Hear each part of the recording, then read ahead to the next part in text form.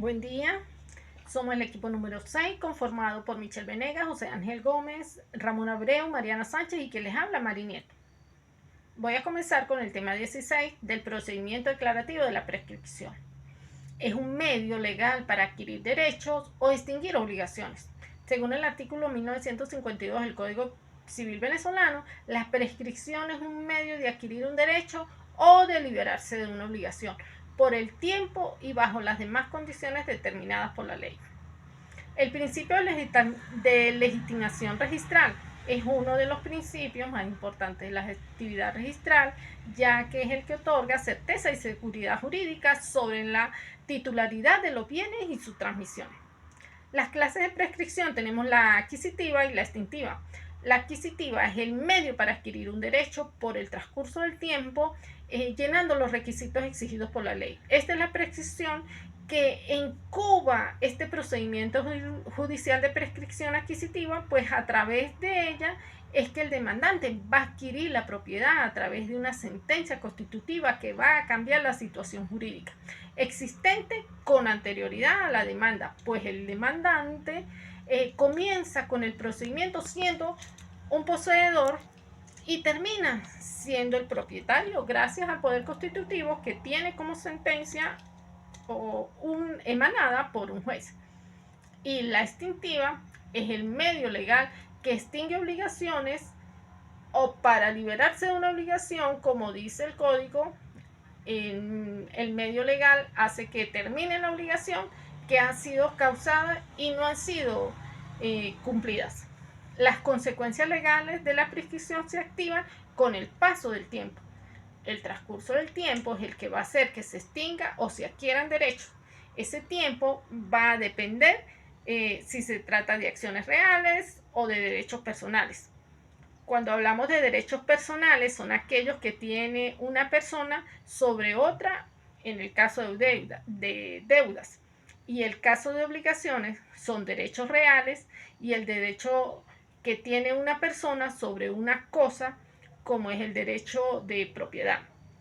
Los derechos reales prescriben a los 20 años y las acciones personales prescriben a los 10 años. Esto nos lo dice el artículo 1977 del Código Civil venezolano.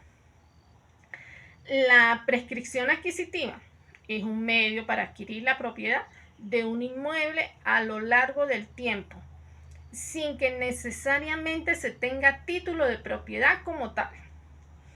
Tiene como finalidad eliminar las situaciones de incertidumbre sobre la propiedad de los bienes para facilitar su circulación. Es una forma de adquirir la propiedad mediante la posesión continuada de un activo por el tiempo que establezca la ley. El lapso del tiempo no es el requisito formal que de esta figura jurídica. Se basa en que el titular o dueño de un bien no realiza ninguna actividad con el mismo, lo tiene abandonado, o es negligente en la conservación o cuidado de este. Y las causas que interrumpen la prescripción las conseguimos en el artículo 1967 del Código Civil venezolano. Nos dice que la prescripción se interrumpe natural o civilmente. La interrupción natural, el artículo 1968 del Código Civil venezolano, nos dice que cuando por cualquier causa deje de estar el poseedor en el goce de la cosa por más de un año. La interrupción civil, el artículo 1969, nos dice que en virtud de una demanda judicial, aunque se haga ante un juez incompetente, de un derecho o de un acto de embargo notificado a la persona respecto de la cual se quiere impedir el curso de la prescripción o de cualquier otro acto en el que constituya la mora de cumplir la obligación, la mora de cumplir la obligación. Si se trata de la prescripción de créditos, basta con el cobro extrajudicial. Para que la demanda judicial produzca interrupción, deberá registrarse en la oficina correspondiente. antes de expirar el lapso de la prescripción. Copia certificada del libelo de la orden de la comparecencia del demandado, autorizada por un juez, a menos que se haya efectuado la citación del demandado dentro de dicho lapso. En el artículo 1970 nos dice que para interrumpir la prescripción, la demanda judicial puede intentarse contra un tercero a efecto de hacer declarar la existencia del derecho, aunque este es supuesto por un plazo o por una condición. Y el artículo 1971 nos habla del registro. Buenos días compañeros, mi nombre es José Ángel Gómez y continuando con el tema 16 vamos a hablar sobre los requisitos generales que acompañan a una demanda, los cuales son los datos del demandado, los datos del demandante, la autoridad ante la cual se está demandando, el motivo de la demanda, circunstancias de los hechos, las pruebas y obviamente las peticiones. Como segundo punto tenemos la citación y el emplazamiento. La citación es la cual o el acto que el tribunal ordena a las partes o a los terceros que comparezcan ante él en un momento determinado o término, mientras que el emplazamiento es el acto por el cual el tribunal ordena a los terceros o a las partes que comparezcan ante él en un lapso de tiempo o plazo. Como siguiente punto tenemos el edicto. ¿Qué es esto? En el derecho moderno, el edicto es un mandato o decreto publicado por una autoridad, en este caso un magistrado o un juez, o alguna autoridad administrativa que dispone la observancia de ciertas reglas en algún asunto. Como siguiente punto tenemos la contestación y la substanciación del procedimiento, por la cual la contestación es el acto jurídico del demandado por la cual le da respuesta a la demanda de la parte actora dentro del proceso y en caso de reconvención. También se le puede llamar acto jurídico dentro del proceso por el que la parte actora da respuesta a la contrademanda de la parte demandada, mientras que la substanciación es la etapa de un juicio, en este caso se le puede llamar proceso, de un procedimiento, de un incidente o un recurso, durante la cual una persona cuenta con la posibilidad de dar a conocer a la autoridad competente su pretensión y su causa de pedir a través de su demanda o escrito judicial, su escrito inicial y sus demás escritos. Como siguiente punto tenemos la intervención del interesado. Esta es aquella en la cual un tercero va a intervenir en un proceso para defender derechos propios que se discuten en el proceso y que son similares. Puede que sea en todo o en parte a los afirmados por una de las partes del litigio. Como siguiente punto tenemos el instrumento fundamental, el cual es el soporte material de la pretensión deducida y debe ser consignado al momento de presentar el libelo. En otras palabras, es el instrumento del cual se deriva inmediatamente el derecho reclamado y, por tanto, debe ser llevado al proceso al momento de presentar la demanda. Como siguiente punto tenemos la sentencia y sus efectos. Tenemos claro que la sentencia es un acto de declaración en la que se puede extinguir, modificar o reconocer una situación jurídica emanada de una autoridad pública. Los efectos que produce la sentencia son la acción y la excepción de alguna cosa juzgada. Y como siguiente punto tenemos la protocolización de la sentencia. Esta protocolización de la sentencia es un documento público. Se puede decir que es un conjunto de sentencias o fallos producidos por un organismo judicial. Cada sentencia tiene diferentes datos por los cuales se pueden llegar a ellas utilizando algún buscador. Buen día, mi nombre es Mariana Sánchez y les voy a hablar sobre los interdictos posesorios. Iniciemos explicando qué es un interdicto y bueno, este es un procedimiento judicial sumario y de tramitación sencilla, cuyo objetivo es atribuir la posesión de una cosa a una determinada persona física o jurídica frente a otra. Esto es de manera provisional. En cuanto a la naturaleza jurídica de los interdictos, estos nacen en el derecho romano y posteriormente tuvieron modificaciones a través del derecho canónico. En la práctica, se discute sobre su naturaleza mobiliaria o inmobiliaria, real o también personal. Por otra parte, también tenemos el interdicto de amparo. Está señalado en el Código Civil en el artículo 782 y también en el Código de Procedimiento Civil y se refiere en el artículo 786 y se refiere a la perturbación de la que pueda ser objeto un poseedor. También encontramos el interdicto de despojo establecido en el artículo 699 del Código de Procedimiento Civil y también en el artículo 783 del Código Civil. En el caso del artículo 783 del Código Civil, el interesado demostrará al juez ocurrencia del despojo y, encontrado suficiente la prueba o las pruebas promovidas, exigirá al querellante la constitución de una garantía, cuyo monto se fijará para responder de los daños y de los perjuicios que pueda causar su solicitud en caso de ser declarada sin lugar, y decretará la restitución de la posesión, dictando y practicando pues todas las medidas y diligencias que aseguren el cumplimiento de su decreto, usando la fuerza pública si esto pues fuera necesario. También encontramos lo que es la diferencia fundamental entre el interdicto de amparo y el interdicto de despojo, y se encuentra en las circunstancias de que en este último el legislador exige que la persona sea desposeída totalmente del inmueble, mientras que en el interdicto de amparo el legislador exige solo actos perturbatorios.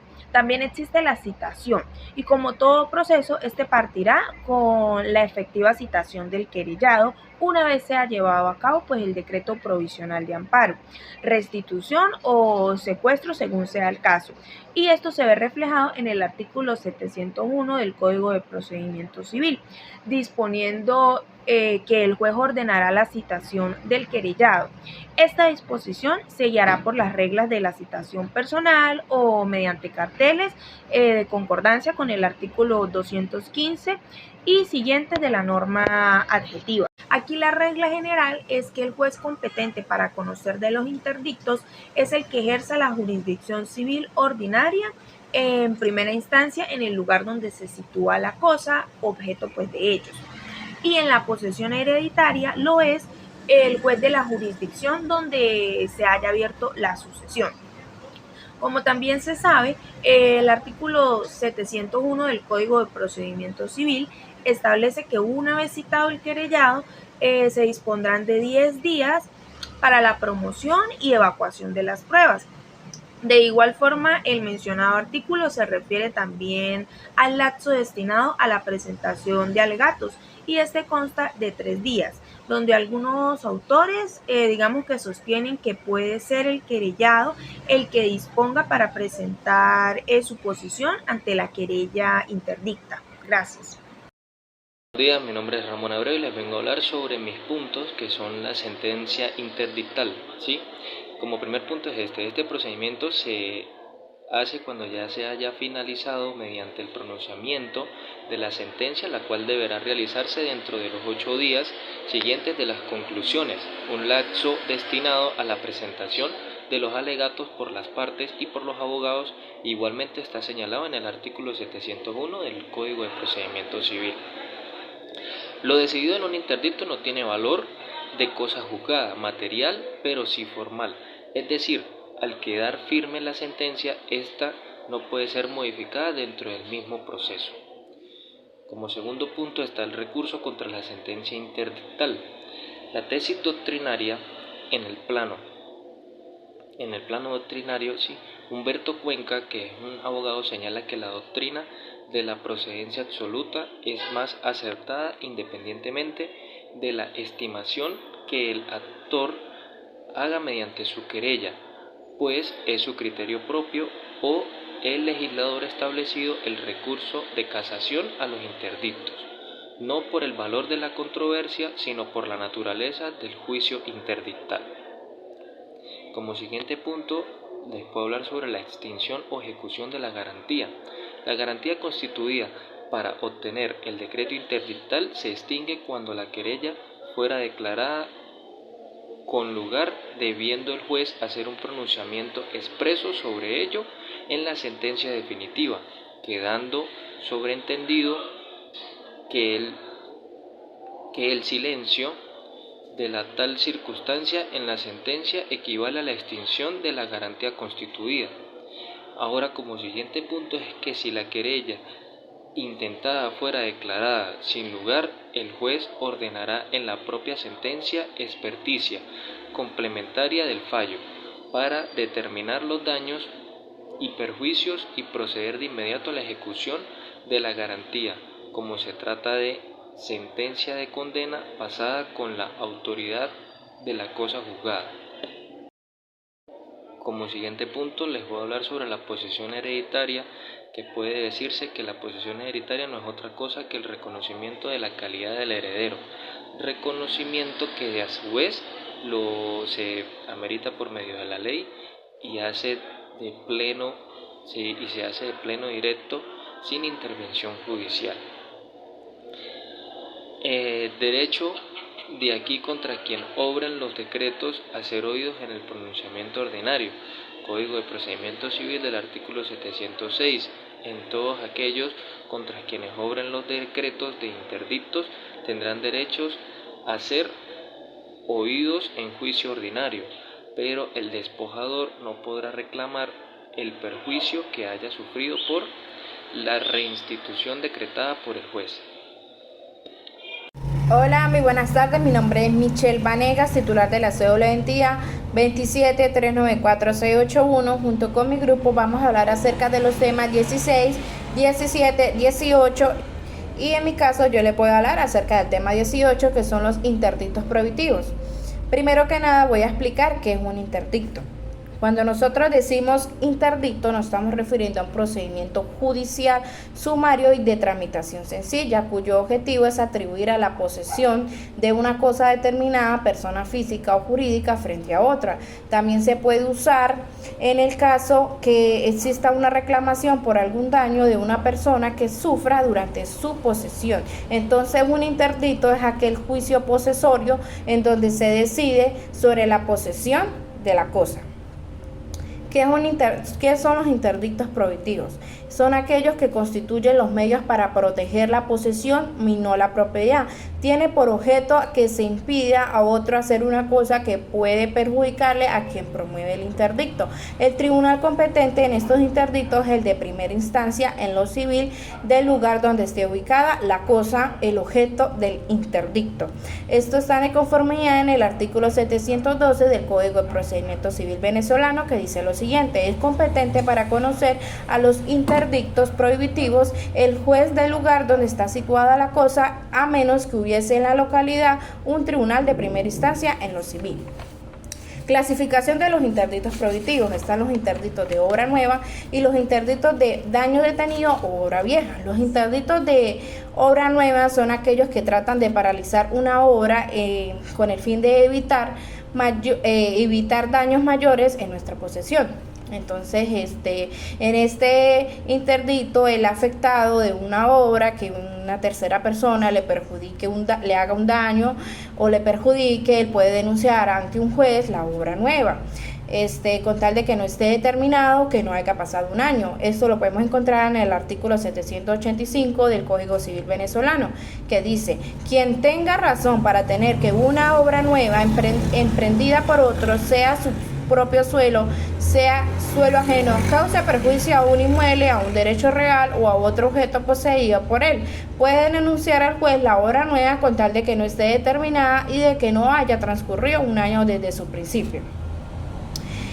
Interdicto de daño detenido de obra vieja. Este es un proceso jurídico cuya finalidad es adjudicar la posesión de un objeto o propiedad a un individuo físico o jurídico. Por otra parte, también se puede implementar el interdicto en situaciones que exista una reclamación por un escenario de alto riesgo. En el artículo 786 del Código Civil venezolano dice que tuviera motivo racional para tener que un edificio, un árbol o cualquier otro objeto amenace con daño próximo un predio poseído por el cual tendrá derecho a denunciarlo ante el juez y obtener las medidas para evitar el riesgo.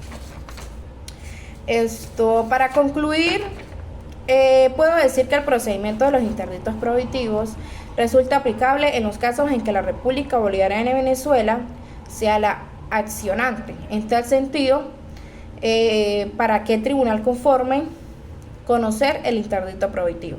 En conformidad en el artículo 713 del Código de Procedimiento Civil venezolano. Muchas gracias.